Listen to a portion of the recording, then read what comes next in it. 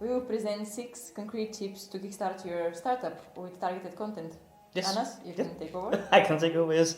When you create your content, it's very good that it's relevant, it's likable, it's something that creates some kind of knowledge to the reader, the viewer, whatever is kind of doing. Like this, we're making a YouTube video about exactly this.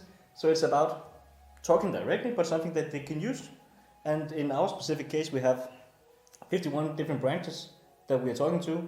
So it's kind of thinking wide instead of being so specific, because it's used in different kind of, what's the saying, topics, inspirations in that way. What is your advice towards our viewers? How are they going to find their customers in their target group? It would be like get inspiration for others. It's also a good thing to look at your competitors and say how are they using these tools and how can we use it in our case.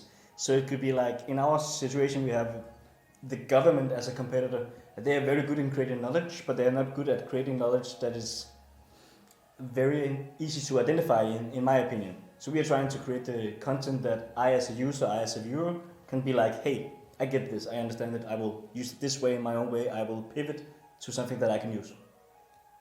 That sounds really good. It sounds like really good guideline. Do you more likely recommend doing keyword analysis? If you have the time, yes. Of course, it's also about being found on the right keywords from SEO and Google and everything. That will probably be another video, but it's always good to be viewed as something like, in our case, entrepreneurship, start your own business, stuff like that. These words are very good that they appear in, if it's a blog or something, in the blog and in a video, that is something that we talk about. It's really important to focus on your CEO as well, because like that you're gonna pop up on top of the search in Google search, and most of the people, they go through Google search, they don't go directly for the links, of course. Of course, because how can you know the link if you don't know the business? One of the best advices, I believe, is gonna be to prepare a roadmap, right? Of course it will.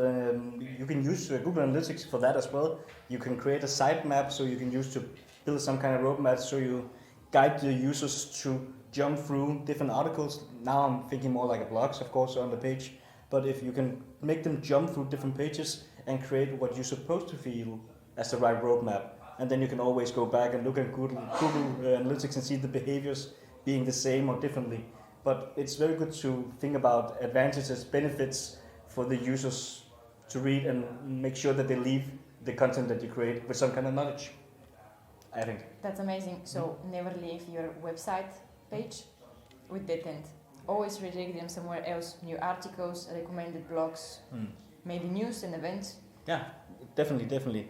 And also make sure that the written content had different sizes and maybe it's different letters, text, I don't know, sizes of that, because it will make the viewer more into reading it. So it's also very important that you make it readable, so the viewer or the reader has a better perspective of actually what you're saying and will finish it. But as you say, never leave your site empty, so always have some kind of CTA on it. It could be jump to my page, be read this blog, sign on here, doesn't matter what it is, always have some kind of CTA.